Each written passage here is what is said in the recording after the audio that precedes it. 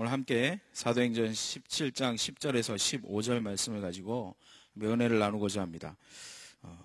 크게 생각해라 라는 제목의 책이 하나 있습니다. 근데 이 책이 영어로 원래는 이름이 되어 있습니다.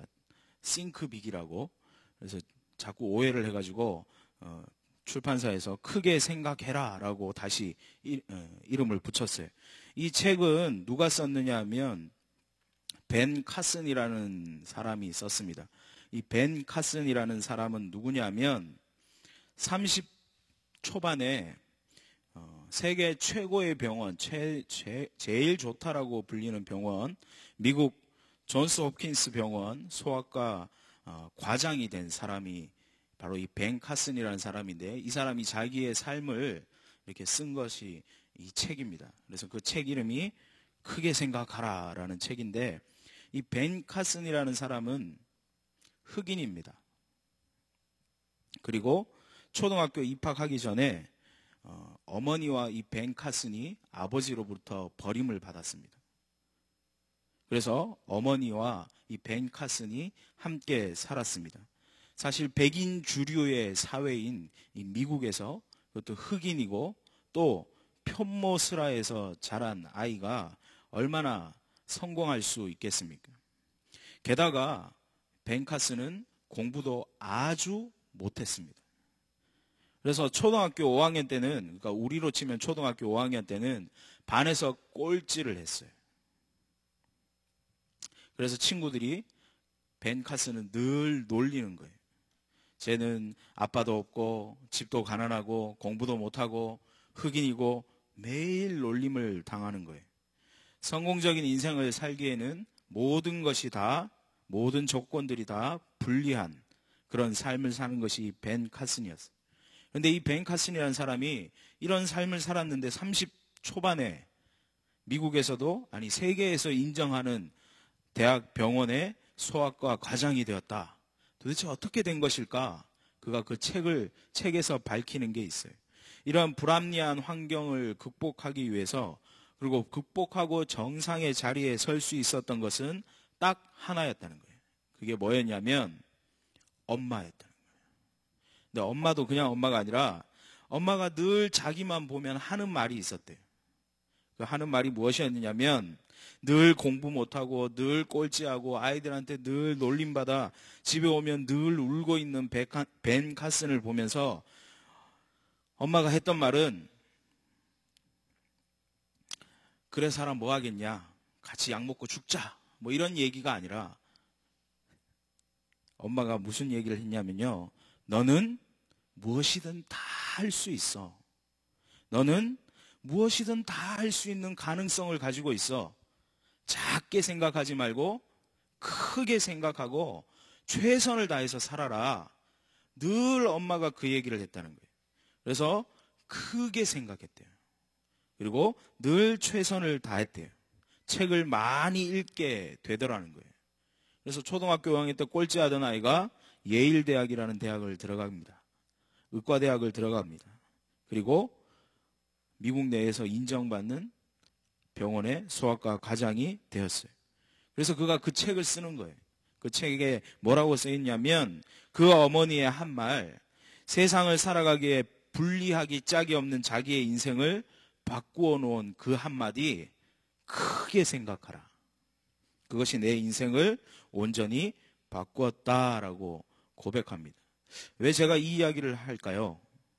한 어머니의 아들을 향한 한마디가 그 아이의 인생을 바꾸어 놓았다면, 전능하신 하나님의 말씀은 능히 우리를 바꿀 수 있습니다. 우리의 인생을 완전히 바꿀 수 있습니다. 그래서 우리는 소망해야 합니다. 그래서 우리는 갈망해야 합니다. 이 하나님의 말씀, 이 하나님의 말씀에 붙들려서 나의 인생이, 또 우리의 자녀의 인생이, 우리 다음 세대의 인생이 변화되어야 한다.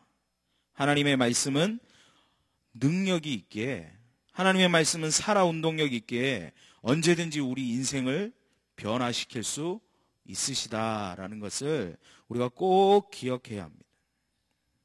하나님은 항상 우리 주위에서 사람들을 통해서 일하시고 또 환경을 통해서 일하십니다. 그래서 우리는 덮어놓고 무조건 열심히 하면 잘 될 것 같지만 덮어놓고 열심히 하면 안 됩니다.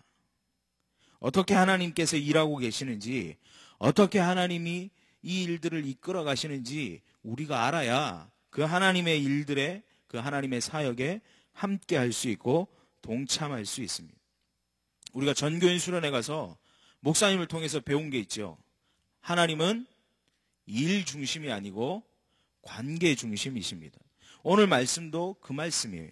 하나님은요, 일로 사람을 대하는 게 아니에요. 일로 평가하는 게 아니에요. 하나님은 우리와 일과 일의 관계로 만나시기를 원하시는 것이 아니라 사랑의 관계로 만나시기를 원하고 계십니다. 하나님은 우리와 하나님 사이가 사랑의 관계로 맺어지길 원하세요. 그래서 처음부터 우리를 창조하실 때 천사들 같이, 로봇 같이 그냥 하나님이 시키는 대로, 입력해 놓은 대로 살아가는 인생으로 만드시지 아니하시고 하나님과 함께 소통하며 살아가는 인생으로 만드셨다는 거예요. 그렇다면 하나님과 우리가 사랑하는 관계다, 내가 하나님과 지금 사랑하고 있다라는 것을 어떻게 알 수 있습니까? 얼마나 내가 하나님과 통하느냐가 그 관계의 척도가 될 수 있습니다. 최근 하나님과 긴밀하게 소통하신 적 언제십니까? 하나님과 소통하는데 혹시 어려움이 있다면 우리는 신앙생활의 아주 중요한 부분, 아니 가장 중요한 부분을 놓치고 있는 것입니다. 우리가 하나님과 소통할 수 있는 길이 있어요. 우리가 하나님과 소통하며 살아갈 수 있는 길이 있는데 그 길이 무엇이냐면 말씀입니다. 그래서 제가 지금 앞에서부터 벤카슨 이야기를 막 하면서 이 말씀을 이야기하는 거예요. 하나님과 우리는 무엇으로 관계하고 소통할 수 있습니까? 바로 말씀이에요. 오늘 말씀 사도행전 17장 10절에서 15절 말씀에는 하나님과 이 소통하는, 말씀으로 소통했던, 말씀을 붙들고 하나님과 관계했던, 사랑의 관계를 확실히 맺었던 복된 사람들을 소개하고 있습니다. 오늘 우리가 읽은 말씀, 특별히 11절 말씀에 보시면 이렇게 설명해요. 베레아에 있는 사람들은 데살로니카에 있는 사람들보다 더 너그러워서 간절한 마음으로 말씀을 받고 이것이 그러한가 하여 날마다 성경을 상고하는. 바울이 베레아에 오기 전에 어디에서 말씀을 전했냐면 오늘 말씀에도 나오지만 데살로니카에서 말씀을 전했습니다. 그러면 데살로니카 사람들은 말씀을 안 받았느냐? 아닙니다. 데살로니카 사람들도 말씀을 잘 받았습니다. 그곳에서도 성공적으로 예수 그리스도의 복음이 선포되었습니다. 그곳 사람들도 예수 그리스도의 복음을 듣고 변화되는 놀라운 기적이 일어났습니다. 그런데 오늘 본문에서는 그 데살로니카 사람들보다 베레아 사람들은 더 어떠한 마음을 가졌다고요? 너그러운 마음을 가졌다라고. 그래서 간절한 마음으로 하나님의 말씀을 받았다라고 이야기해요. 그리스도인의 복 중에 최고의 복이 무엇이냐면 하나님의 말씀이 들리는 겁니다. 하나님의 말씀이 온전히 내 심령과 내 삶 속에 들려지는 것입니다. 왜냐하면 하나님의 말씀은 우리의 정답이기 때문에, 우리 인생의 길이기 때문에, 우리 인생의 빛이 되기 때문입니다. 하나님의 말씀이 들릴 때, 하나님의 말씀이 기억날 때, 하나님의 말씀을 붙들 때 아무리 암담해도 소망함이 있습니다. 그러나 하나님의 말씀이 들리지 않으면, 하나님의 말씀이 그쳐지면 아무리 잘 살아도 그 인생은 암담한 것입니다. 여기서 너그럽다라는 말이 있어요. 이 너그럽다라는 말이 무엇일까? 이 너그럽다라는 말은요, 원문상 또 영어 성경을 봐도 또 다른 번역서를 보면 너그럽다, 젠틀하다, 신사적이다 또는 마음이 넓다라는 뜻으로 표현되고 있습니다. 그래서 이 너그럽다라는 말은 심성이 너무너무 좋다라는 뜻이 될 것입니다. 그의 인간됨이 너무 좋다라는 거예요. 인간됨이 너무 좋아서 하나님의 말씀을 들으면 그 말씀이 그 심령에 쑥쑥 박힌다라는 뜻이 되겠죠. 이 너그럽다라는 말은 신사적이다라는 말, 넓은 마음을 가지고 있다. 이 너그럽다라는 표현은 안 좋은 쪽, 부정적인 것보다는 긍정적인 것, 좋은 것을 보려는 심성을 가졌다라는 거예요. 심성 자체가, 사람 자체가 긍정적이고 밝다라는 표현입니다. 그래서 편견 없이 하나님의 말씀을, 주님의 말씀을 듣는다라는 거예요. 편견을 가지면 하나님의 말씀도 주님의 말씀도 온전히 들어지지 않습니다.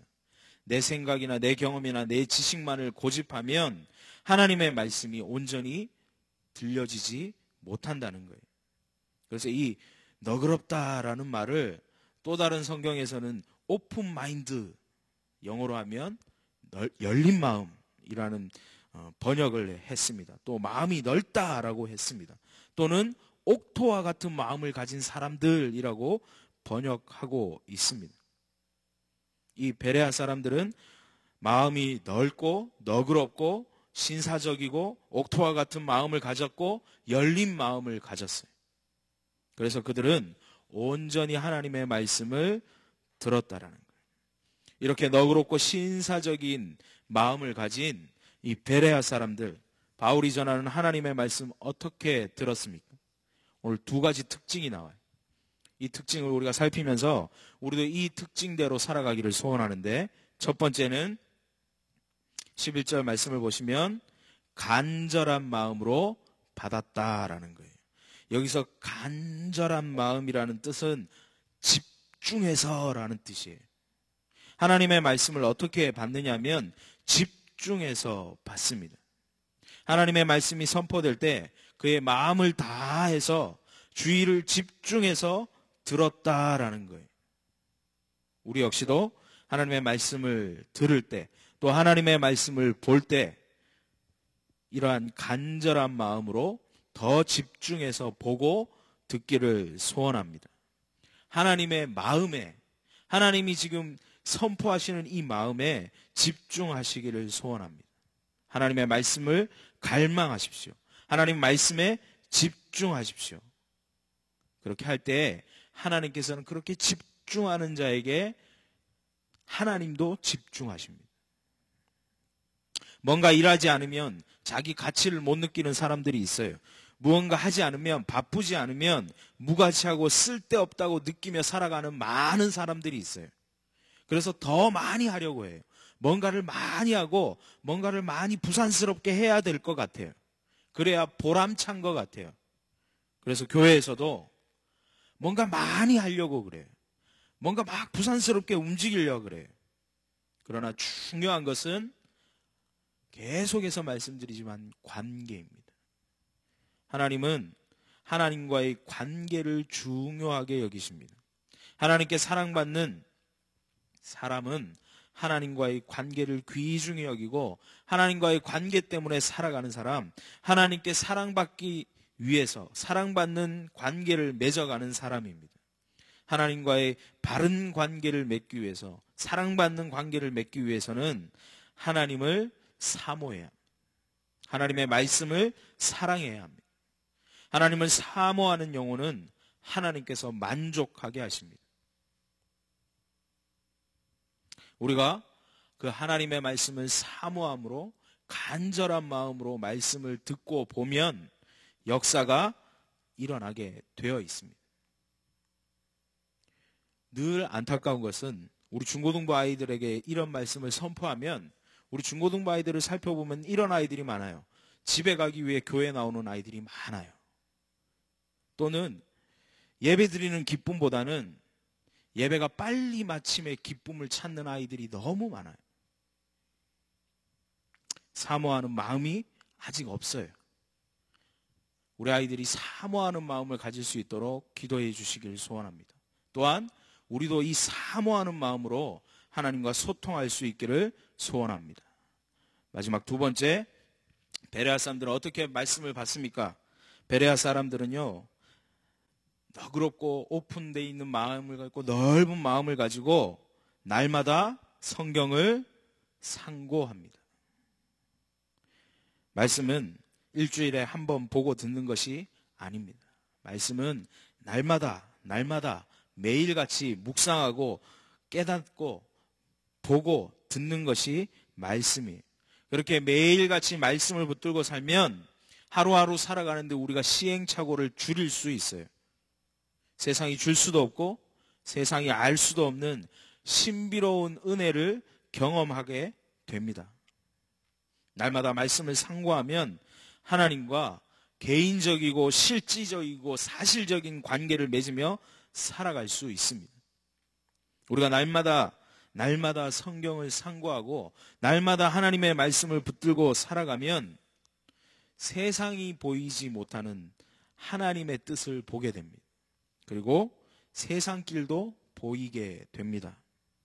주님이 우리에게 말씀하셨어요. 영적인 영감이 우리에게 온다는 거예요. 영감을 받으면 그 말씀 따라 살아가면, 그 영감을 가지고 그 말씀을 붙들고 살아가면 안전할 수 있습니다. 그런데 평소에 말씀 안 보고 말씀 안 들으면 어려운 일을 만나게 되면 우왕좌왕할 수밖에 없어요. 어렵고 힘든 일 만나게 되면 이 방법 저 방법 써볼 수밖에 없어요. 그래서 어디까지 가죠? 전보로 가요. 그래서 전보로 간다니까요. 권사님들이 전보로 우르르 몰려가더라는 거예요. 왜 그렇습니까? 말씀이 우리의 길이고 말씀이 곧 길이며 말씀이 곧 우리의 인생길의 빛인데 그 말씀이 없으니까, 우리에게 빛이 없으니까 자꾸 어둠 가운데 헤매게 된다라는 거예요. 여기서 상고했다라는 것은 깊이 있게 생각했다라는 뜻도 있지만 또 하나는 원어적으로는 시험했다라는 뜻입니다. 이 시험했다라는 뜻이 그러면 성경을 의심하고 성경을 비판하고 이게 맞는지 안 맞는지 일일이 대조해봤다라는 그 시험했다라는 뜻이 아니라 이 말씀대로 살아가는 것, 이 말씀을 붙들고 세상 가운데 살아가서 세상에서 정말 어떻게 되는가 시험해 보았다라는 뜻이에요. 늘 삶에서 그 말씀대로 따라가고 살아가고 그 말씀을 적용하고 그 말씀에 적용되어서 살아가는 것이 어떠한가 살폈다라는 말씀입니다. 베레아 사람들은 그렇게 살아갔습니다. 그래서 베레아 사람들은 말씀을 사모했어요. 말씀을 간절히 받았어요. 날마다 성경을 상고했습니다. 이 베레아 사람들처럼 우리도 말씀을 사모하고 간절한 마음으로 받고 날마다 이 말씀을 상고하시기를 소원합니다. 건강한 사람은 식욕이 좋습니다. 영적으로 건강한 사람은 말씀의 맛을 압니다. 말씀의 맛을 아는 사람은 말씀을 상고할 수밖에 없어요. 갈망할 수밖에 없어요. 간절한 마음으로 받을 수밖에 없습니다. 우리가 가장 중요한 것은 하나님과의 소통이에요. 하나님과의 소통할 수 있는 길은 하나님 말씀밖에 없습니다. 지금 우리는 얼마나 불안한 시대를 살아가고 있습니까? 사실 당장 내일 일도 예측하기 어려운 것이 지금 이 시대입니다. 불확실성의 시대, 이젠 불확실성을 넘어서 혼란과 혼돈의 시대를 살아가는 것이 우리입니다. 일상생활에서도 다 한계예요. 조금만 가도 한계가 느껴지는 것이 우리의 삶입니다. 열심히 살고 최선을 다해 살아도 낙심됩니다. 열심히 살고 최선을 다했는데도 절망감이 우리를 짓누르 버릴 때가 많습니다. 두렵고 허무한 마음이 들 때가 많습니다. 그러나 우리는 기억해야 합니다. 하나님의 말씀은 이 불안한 우리에게 나침반이 됩니다. 이 불안한 우리의 삶에 길잡이가 되고 길이 되고 빛이 됩니다. 우리에게 이 불안한 시대에 하나님의 말씀은 평안을 가져다 주십니다. 시편 119편 165절에 보면 주의 법을 사랑하는 자에게는 큰 평안이 있으니 그에게는 장애물이 없으리라. 하나님의 말씀을 사모하는 자에게는 큰 평안이 있습니다. 하나님의 말씀 붙들고 살아가는 자에게는 장애물이 없어질 것입니다. 말씀을 사랑함으로, 말씀을 상고함으로, 말씀을 갈급해함으로 이 평안을 경험하는 우리 모두가 되기를 소원합니다. 매일 매순간 말씀으로 하나님과 소통하며 우리의 인생의 장애물들을 넘어가는 삶을 살아가는, 말씀으로 하나님과 소통하며 불리한 인생의 조건도 역전시키는 그 하나님 놀라운 은혜를 우리가 체험하며 살아가는 우리 모두가 되기를 소원합니다. 기도하겠습니다. 하나님 아버지, 우리가 베레아 사람들처럼 하나님의 말씀을 붙들기를 소원합니다. 우리가 베레아 사람들과 같이 간절한 마음으로 말씀을 받기를 소원합니다. 날마다 성경을, 하나님의 말씀을 상고하며 붙들며 살아가는 우리 되기를 소원합니다. 그래서 말씀 붙들고 살아감으로 큰 평안을 경험하며 우리의 삶의 장애물이 없어지는 놀라운 은혜를, 그 축복을 누리며 살아가는 우리 모두가 될 수 있도록 하나님 인도하여 주시옵소서. 모든 말씀 예수 그리스도 이름으로 기도드립니다. 아멘.